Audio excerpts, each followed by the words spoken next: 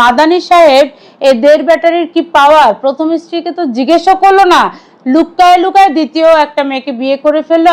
তাদের ঘরগুলোকে পতিতালয় বানিয়ে ফেলেছে, হালাল পতিতালয়। বিবাহ হতে তাকে নোবেল দেওয়া উচিত। এদের আর কোনো কাজ নাই, একটা দুইটা তিনটা চারটা খালি বিয়ে করো বিয়ে করো বিয়ে করো।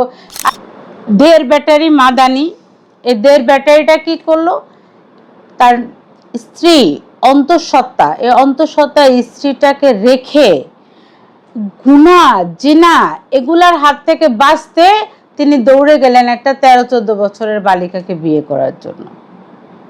কি অবস্থা এই হুজুরের! এই হুজুর আবার নারী বিদ্বেষী বক্তব্য দেয় ওয়াজে। যখন ওয়াজ মাহফিল হয় তখন তার ওয়াজ মাহফিলের স্থানের আশেপাশে কোনো নারী দেখলে তিনি চিৎকার দিয়ে ওঠেন, এই মহিলা এখানে কেন, এই মহিলাকে বের করো, মানে এমন একটা ভাব। অথচ এই লোকটা এমন একটা ফতোয়া দিল যে তিনি গুনাহ থেকে বাঁচতে আর একটা মেয়েকে তিনি বিয়ে করছেন। ইসলামের কোথায় আছে ভাই যে সব কাজ রেখে শুধু বিয়ে করতে হবে?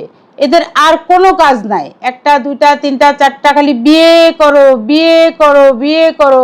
আরে আপনি যদি সূক্ষ্মভাবে দেখেন, যদি কোনো ব্যক্তি প্রথম স্ত্রী অপারগতার কারণে দ্বিতীয় বিয়ে করতে যায়, তাহলে কি ধরনের মেয়েকে বিয়ে করতে পারবে? যে মেয়েটা অসহায়, স্বামী পরিত্যক্ত, বা কোনো প্রতিবন্ধকতা আছে বা কোনো রোগ আছে, তাকে আপনি সহযোগিতা করতে দ্বিতীয় বিবাহ করতে পারেন, তাও প্রথম স্ত্রীর অনুমতি তো নিতে হবে। অথচ এই মাদানী সাহেব এই দেড় ব্যাটারির কি পাওয়ার, প্রথম স্ত্রীকে তো জিজ্ঞেসও করলো না, লুকায় লুকায় দ্বিতীয় একটা মেয়েকে বিয়ে করে ফেললো। আর মিষ্টি খাইতে খাইতে নাচতেছে, বলতেছে আমি বিয়ে করব, আমি বাসর করব, আমি মিষ্টি খাবো, তোমাদের কি? তার এই বিশ্রী উচ্ছৃঙ্খল কথাবার্তা কিন্তু আমরা শুনলাম। আবার বলছে যে আল্লাহর কাছে তিনি দোয়া করেন প্রথম স্ত্রীকে যেন আল্লাহ তাআলা হেদায়েত দান করে, ধৈর্য ধরার জন্য আল্লাহ যেন তাকে রহমত। এই যে একটা ফালতু, ইসলামকে এরা কোথায় নিয়ে গেছে! আর যে লোকটাকে বিয়ে করিয়েছে সে তো একটা বিবাহ হতে তাকে নোবেল দেওয়া উচিত।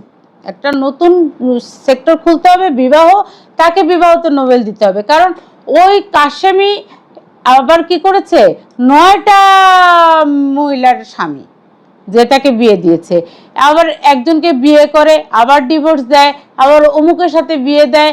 এরা হালাল ম্যারেজ সিস্টেম চালু করেছে। হ্যাঁ, মানে বিয়ে করব, আবার আমি এটাই ডিভোর্স দিব, তুমি আবার বিয়ে করবা, তুমি ডিভোর্স দিবা, একসাথে 4টা-5টার সাথে এক ঘরে থাকবা। মানে এগুলো বলতে এবং শুনতেও খারাপ লাগে, কিন্তু বাস্তবতা এটাই চলছে। তার মানে এরা তাদের ঘরগুলোকে পতিতালয় বানিয়ে ফেলেছে, হালাল পতিতালয়। বোরকা পরা পতিতা বানাচ্ছে মেয়েদেরকে। 13 বছরের একটা মেয়েকে আপনি বিয়ে করলেন, ওই মেয়েটা লেখাপড়া শিখলো না, জগৎ সংসার সম্পর্কে কিছু জানলো না, কোনো জ্ঞানে, ও তো একটা বাচ্চা মেয়ে, কয়েকদিন পরে এই বাচ্চাটার পেটে আরেকটা বাচ্চা জন্ম নিবে। হ্যাঁ, তাহলে ওই মেয়েটা কি বুঝলো? কিছু বুঝার আগে তার সবকিছু শেষ করে দিল, তাই না? তাহলে এদেরকে কয়েকদিন পরে আর ভাল লাগবে না তো মাদানী রেখে। মেয়েটা যখন আবার প্রথম স্ত্রীর মতো অন্তঃসত্ত্বা হবে, তখন এটাকে রেখে এই মাদানী গুনার হাত থেকে বাঁচতে আরেকটা বিয়ে করবে। আমি বুঝলাম না, যারা হুজুর, যারা নিজেদেরকে আল্লাহর ওলি মনে করে, তাদের কেন গুনাহ করতে মন চাইবে? তাদের মন এত দিকে খলবল করে কেন? হুজুরদের তো মন থাকবে পবিত্র। কোনো নারী তাদের সামনে উলঙ্গ হয়ে গেল তার মহিলার দিকে তাকানোর কথা না, অথচ কোনো নারী দেখার আগে তার গুনাহ করতে মন চাইলো। কেমন হুজুর?